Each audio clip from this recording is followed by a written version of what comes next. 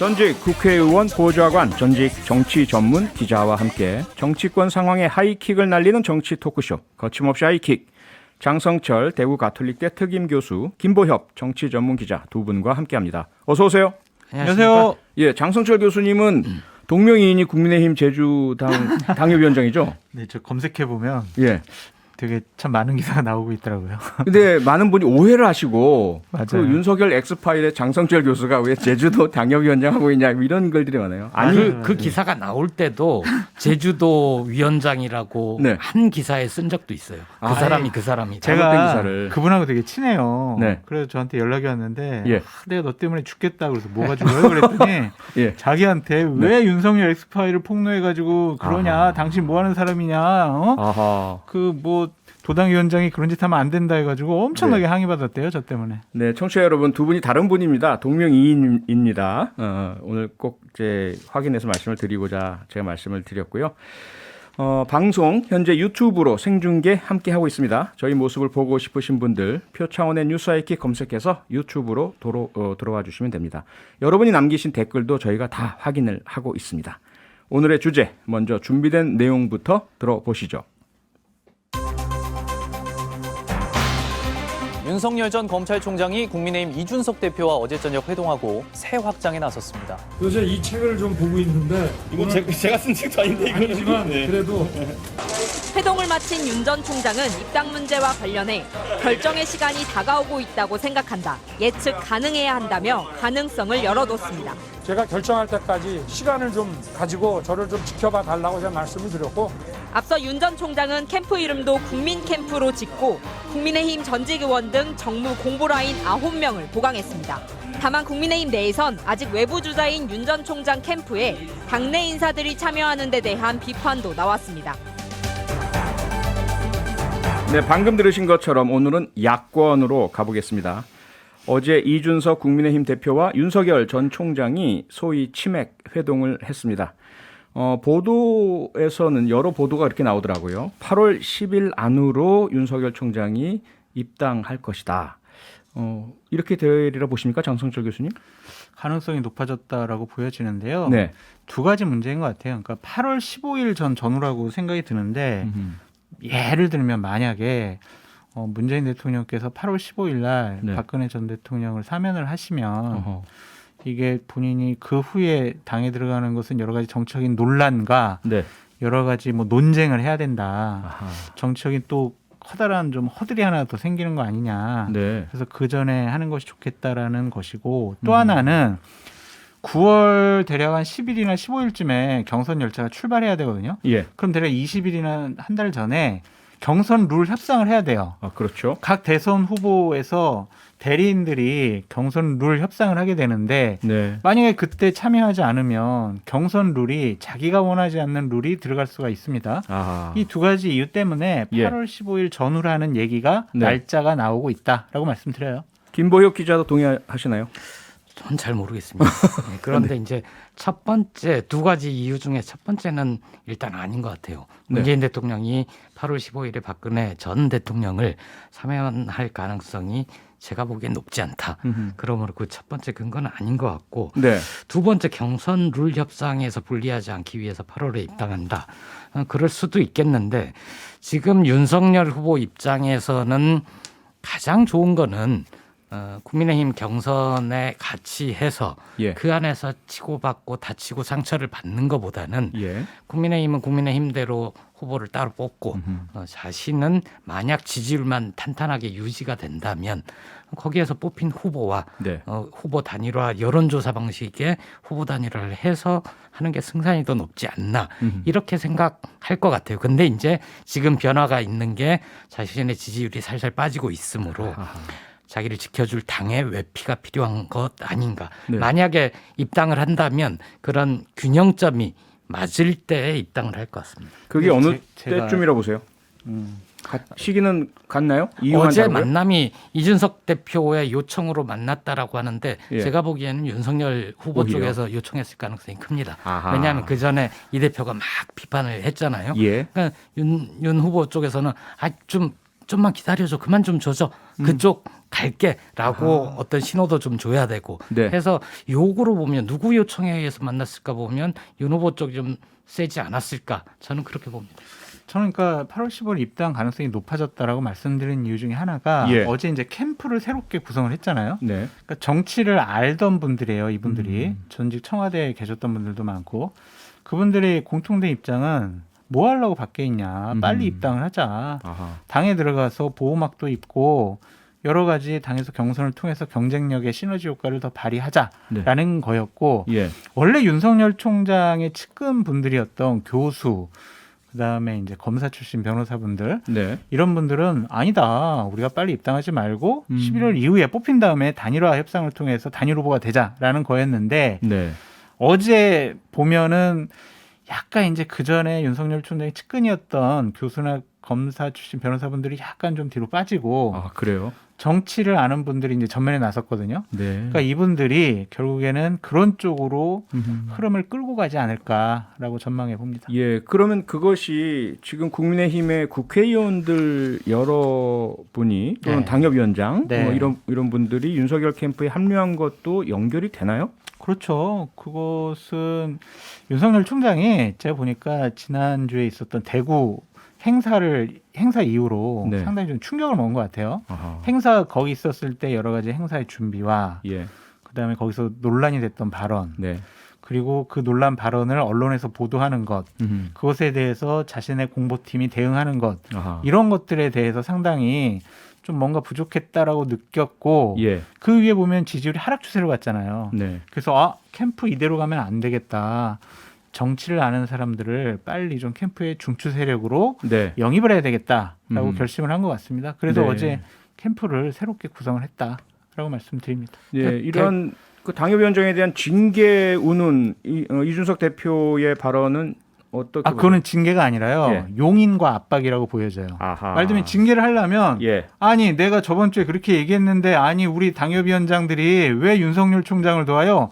밖에 있는 분 아니에요? 안에 있는 주자 도우라고 했잖아요. 라고 네. 했잖아요. 예. 징계를 하려면 이번 주에 그럼 난 징계조차 밟겠습니다. 왜 내 말 안 들어요? 그랬는데 8월 달까지 입당을 안 하면 그때 징계 안 할 수가 없어요라고 했거든요. 네. 시한을 주고 용인을 한 거예요. 그러니까 아하. 빨리 설득해서 당으로 데리고 들어와라. 당신들의 미션은 그런 것이다. 라는 하나의 미션의 하나의 말이라고 시그널이다. 봐요. 네. 네, 김보 기자. 저는 그 정도가 아닌 것 같아요. 왜냐하면 언제든 같이 할 거기 때문에 일단은 당적을 보유하고 당 바깥에 있는 인사를 돕는다?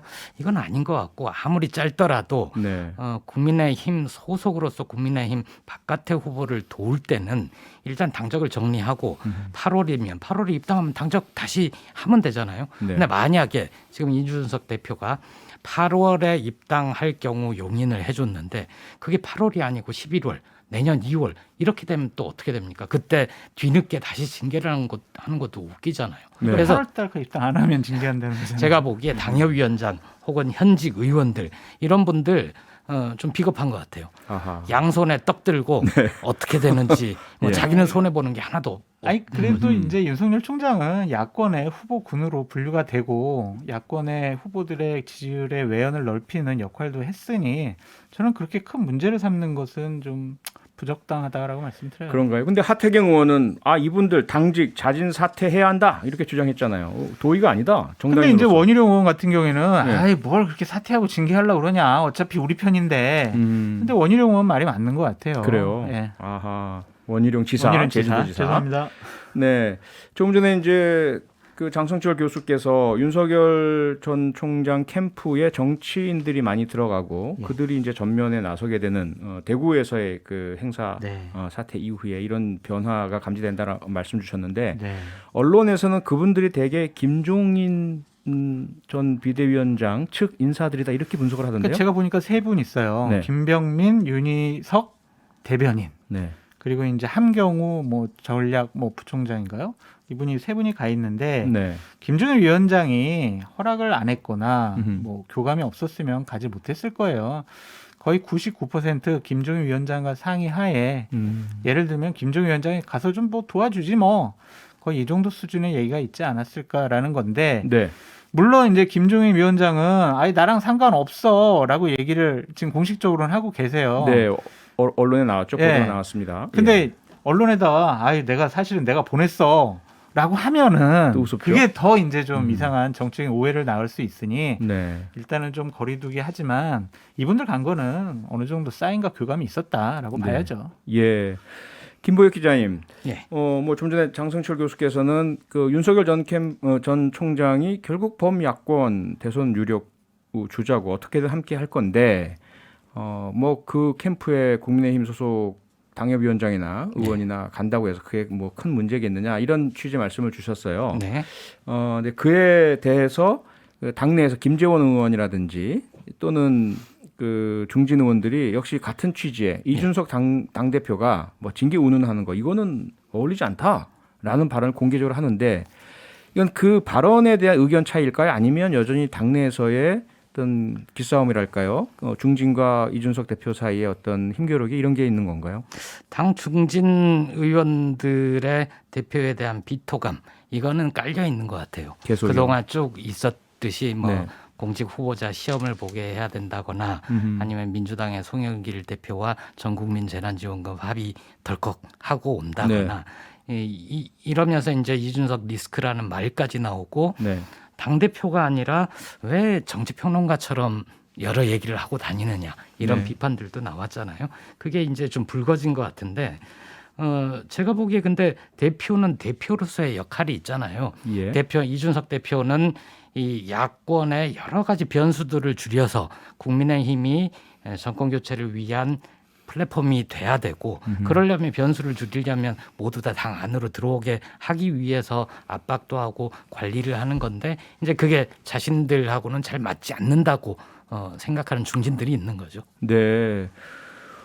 그러니까 사소한 어떻게 보세요? 실수를 갖고 예. 당신은 당대표 자격이 없어라고 공격하는 것은 너무 과한 공격이다라는 생각이 들고요. 네. 제가 봤을 때는 김재원 위원보다는 예. 이준석 대표가 한 수 위다. 아, 그래요? 그러니까 이준석 대표가 한 여러 가지 얘기들에 대해서 네.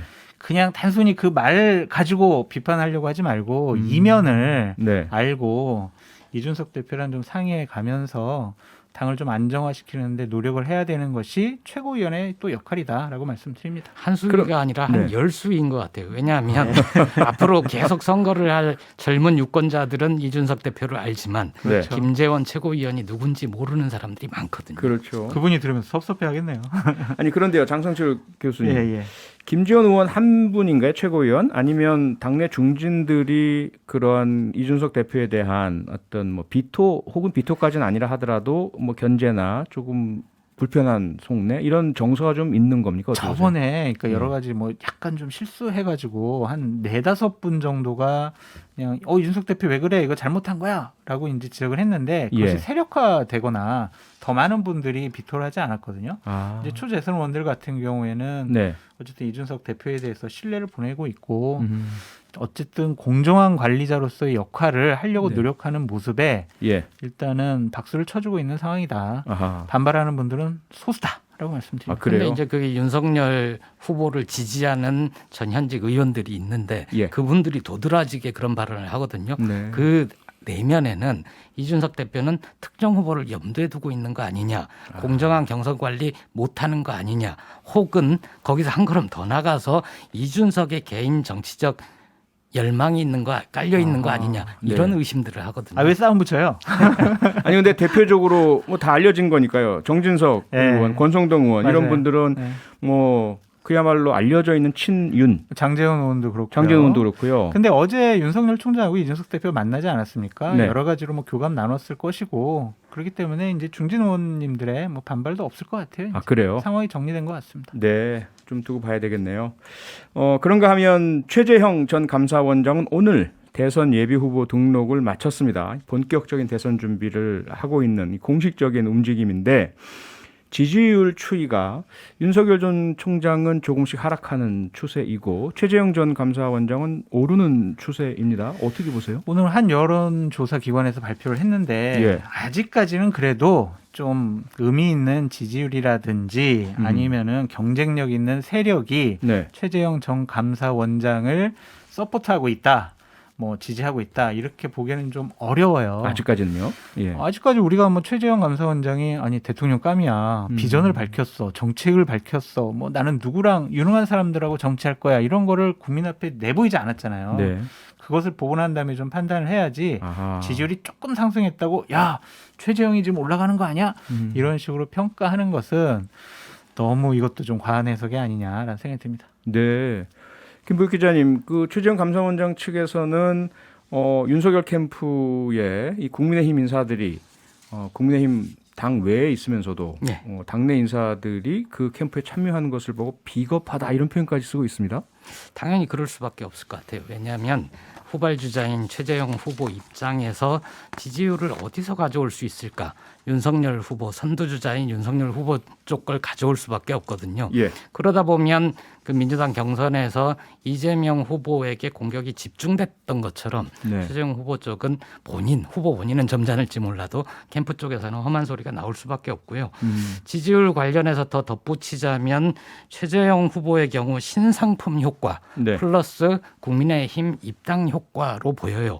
왜냐하면 지금까지는 앞에서 말씀하신 것처럼 자기가 보여준 게 없거든요. 예. 왜 감사원장이 정치적 독립성, 중립성을 훼손이라는 비판을 감수하고라도 왜 내가 대통령이 돼야 되는지 네. 아직 얘기를 안 했기 때문에 예. 그 얘기를 하고 나서 판단을 할 수 있을 것 같습니다. 네, 야권의 대권 판세는 앞으로 더 지켜봐야 할 것 같습니다. 오늘 거침없이 하이킥 여기까지 하죠. 지금까지 김보협 기자, 장성철 교수 두 분과 함께했습니다.